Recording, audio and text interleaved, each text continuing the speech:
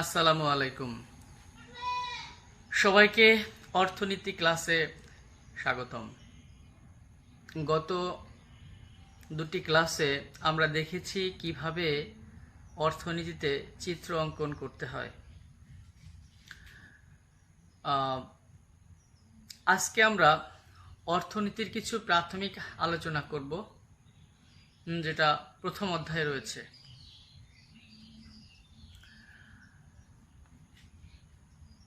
চিত্র অঙ্কন করতে তোমাদের যদি কোনো সমস্যা মনে হয় তাহলে কমেন্টসে বা আমার ফেসবুকের ইনবক্সে নক দিলে আমি এই সমস্যার সমাধান করে দেব।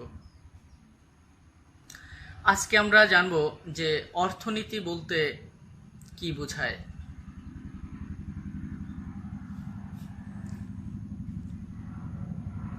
অর্থনীতির সংজ্ঞা দিয়েছেন অনেক অর্থনীতিবিদ। আমি তোমাদেরকে দুজন অর্থনীতিবিদের সংজ্ঞা নিয়ে আলোচনা করব। আমাদের অর্থনীতির জনক অ্যাডাম স্মিথ, আমি আবার বলছি অর্থনীতির জনক হলো অ্যাডাম স্মিথ। তিনি বলেছেন,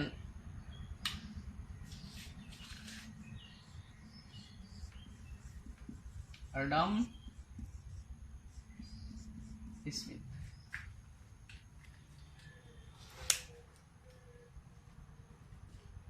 সম্পদের বিজ্ঞানী হলো অর্থনীতি। অ্যাডাম স্মিথ অর্থনীতির সংজ্ঞা দিতে গিয়ে এই কথাটি বলেন। অন্য একজন অর্থনীতিবিদ এল রবিন্স, তিনি বলেন অর্থনীতি হলো এমন একটি বিজ্ঞান যা মানুষের অসীম অভাব ও বিকল্প ব্যবহারযোগ্য সীমিত সম্পদের সাথে সমন্বয় করে মানবীয় আচরণকে বিশ্লেষণ করে। এই সংজ্ঞা থেকে আমরা কতগুলো বৈশিষ্ট্য পাই যা অর্থনীতিকে বোধগম্য করার জন্য অনেকটাই যথেষ্ট। প্রথম হলো বলেছেন অর্থনীতি হলো একটি বিজ্ঞান। তারপর বলেছেন মানুষের অসীম অভাব,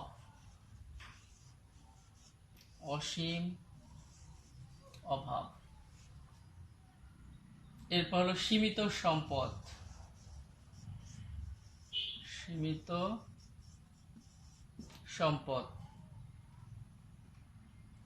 তারপরে বলা হয়েছে সম্পদের বিকল্প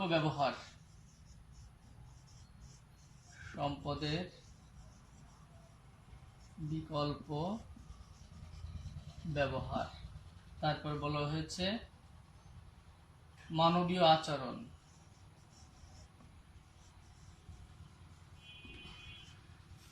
তো আমরা একটু দেখব যে এল রবিন্স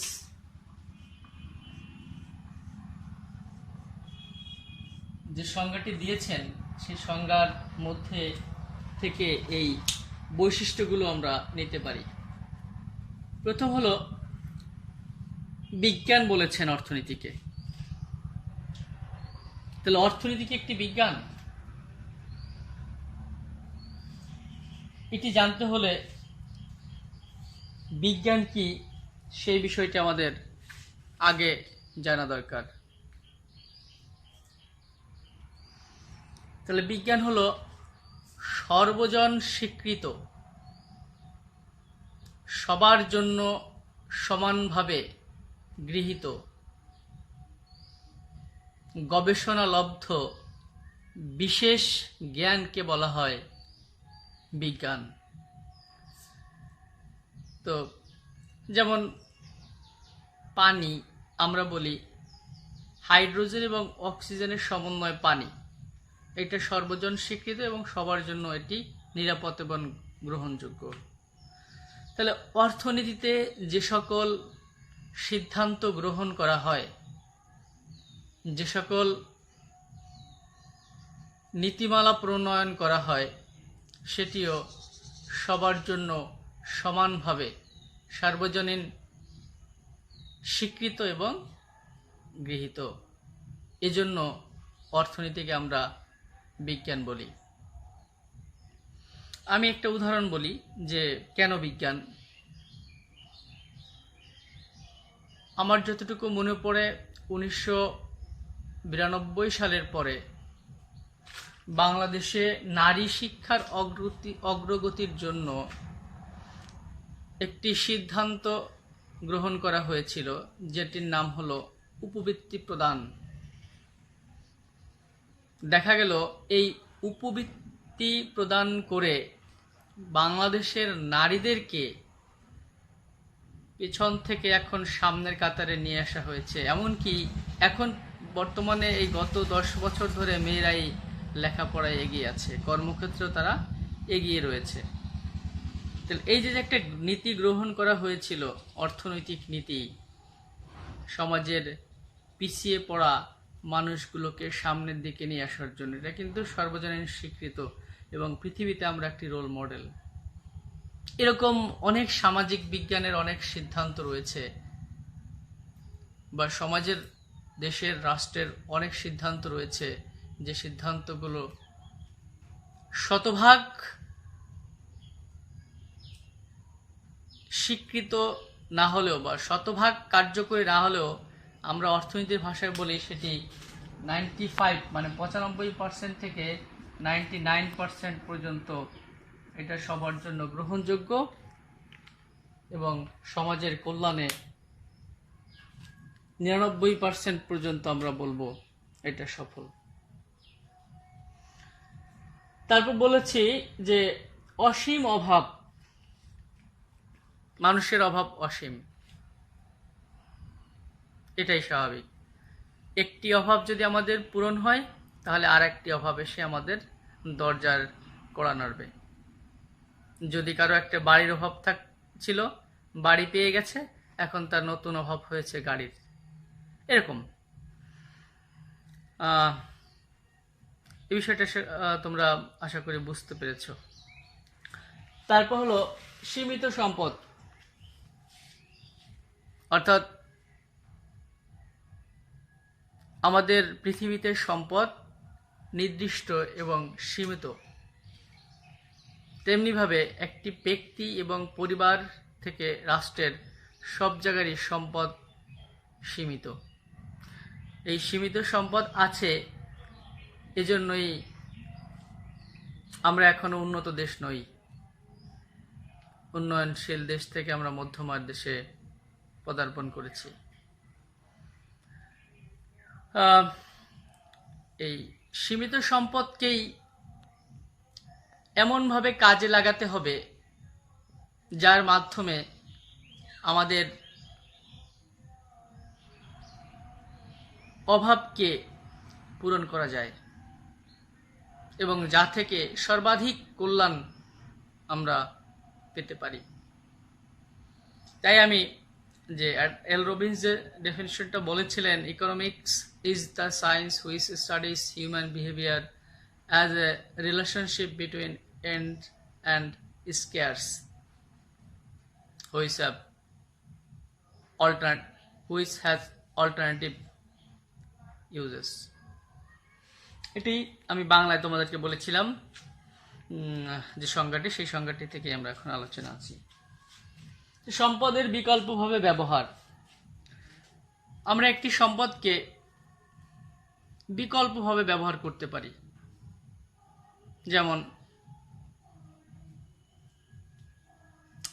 কারো কাছে 1 লক্ষ টাকা আছে, সে সেই টাকাটা বিভিন্ন জায়গায় বিনিয়োগ করতে পারে। যেমন নির্দিষ্টভাবে ব্যাংকে ফিক্সড করে রাখতে পারে, আবার সে এই টাকাটি শেয়ার বাজারে বিজনেস করতে পারে, আবার এই টাকা দিয়ে একটা সে জমি কিনতে পারে। তাহলে আমি আমার যে টাকাটা আছে বা আমার যে এটাকে আমি যদি সম্পদ বলি, এই সম্পদটাকে আমি তিনটা ভাগে বা তিনটা জায়গায় বিনিয়োগ করতে পারি। তার মানে হলো এই সম্পদকে আমরা বিকল্পভাবে ব্যবহার করব। কিন্তু কথা হলো যে বিকল্প ব্যবহার করব ওই তিনটা যে কাজের কথা বললাম, প্রজেক্টের কথা বললাম, এই তিনটা প্রজেক্ট থেকে কোনটি আমার জন্য সর্বোচ্চ বেটার? আমি কি ব্যাংকে রাখবো, না শেয়ার বাজারে বিনিয়োগ করব, না জমি কিনবো? যেটা সর্বাধিক আমি মনে করব আমার কাছে প্রফিটেবল, আমি সেই সিদ্ধান্তটি নিব। অর্থাৎ আমার সম্পদকে আমি কি করব? বিকল্পভাবে ব্যবহার করব। এরপরে যেটি, সে মানবীয় আচরণ বিশ্লেষণ করে। তাহলে আমরা এত সময় জানলাম অর্থনীতি একটি বিজ্ঞান, আমাদের যে সম্পদ রয়েছে সেটা সীমিত, অভাব অসীম, আবার সেই সম্পদকে বিকল্পভাবে ব্যবহার করা যায়। তার মানে হলো অর্থনীতি এই বিষয়গুলো নিয়ে কাজ করে।